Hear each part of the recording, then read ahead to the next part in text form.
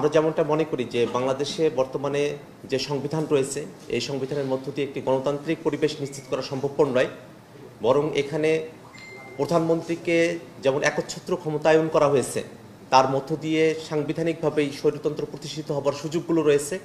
আমরা ক্ষমতার ভারসাম্যের কথা বলছি এবং বাংলাদেশের যে বর্তমান সংবিধান আছে সেই সংবিধানের মৌলিক সংস্কারের কথা আমরা বলছি। সেই প্রেক্ষাপটে কিভাবে নতুন করে একটি সংবিধান পুনর্লেখন করা যায়, রিরাইট করা যায়, গণপরিষদ নির্বাচনের যে বাস্তবতা সেই ব্যাপারগুলো নিয়ে আমরা কথা বলছি।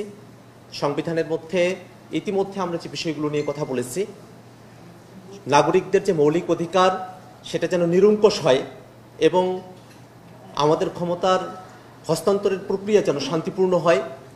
একই সাথে আমরা বাংলাদেশের বিদ্যমান যে রাজনৈতিক কাঠামো আছে সেখানে শুধুমাত্র আইন প্রণয়নের ভিত্তিতে নয়, যেন রাজনৈতিক দলগুলোর মধ্যে সহাবস্থান এবং আস্থার ভিত্তিতে আমরা ক্ষমতার হস্তান্তরের যে প্রক্রিয়া আছে সেখানে আমরা ঐক্যমত্যে পৌঁছাতে পারি, সেই ব্যাপারে আমরা গুরুত্ব আরোপ করেছি, আমরা কথা বলছি। আমরা আশাবাদী যে আমাদের মধ্যবর্তী যে আলোচনার বিরতিতে আমরা এখন আছি, এর পরবর্তীতে আমরা আরও আলোচনার মধ্য দিয়ে আজকের যে আলোচনাগুলো আছে সেগুলোর আমরা একটা ফাইনাল কনক্লুশন আপনাদের সামনে আমরা উপস্থাপন করতে পারবো। এই পর্যায় পর্যন্ত আমাদের এই পর্যন্ত আলোচনা হয়েছে।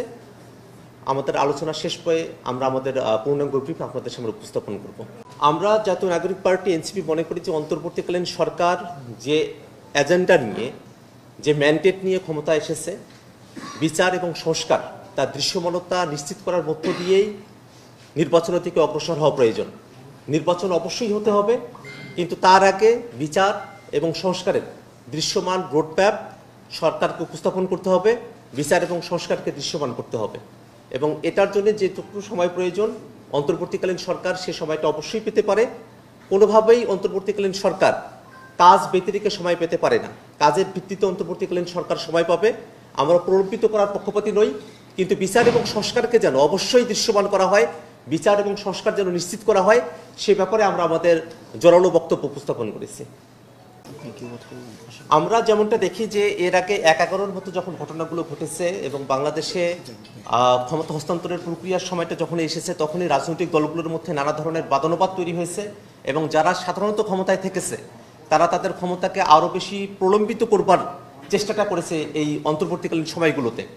সে জায়গায় আমরা প্রাথমিক যে প্রস্তাবনা দিয়েছি যে অন্তর্বর্তীকালীন যে সরকারগুলো হবে বা তত্ত্বাবধায়ক যে সরকারগুলো হবে সে নামকরণের ক্ষেত্রে অবশ্যই সেটাকে নির্বাচনকালীন তত্ত্বাবধায়ক সরকার বা নির্বাচনকালীন অন্তর্বর্তীকালীন সরকার, নির্বাচন শব্দকে এর সঙ্গে যুক্ত করে নির্বাচনের দায়িত্বটাই যে তারা শুধুমাত্র পালন করবেন এই দিকে আমরা গুরুত্ব আরোপ করেছি। কিন্তু সেই নির্বাচনকালীন অন্তর্বর্তী সরকার বা নির্বাচনকালীন তত্ত্বাবধায়ক সরকারের রূপরেখা কীরকম হতে পারে, সেখানে প্রধান উপদেষ্টা হিসেবে কারা দায়িত্ব পালন করতে পারেন, সেই ব্যাপারে আমরা পূর্ণাঙ্গ বিস্তারিত আলাপ আলোচনা করছি। আমরা পরবর্তীতে এই মুহূর্তে আমাদের সেই আলোচনাটা চলছে, আমরা আলোচনার যখন কনক্লুশনে আসবো তখন আপনাদের কাছে বিস্তারিত আমরা উপস্থাপন করব।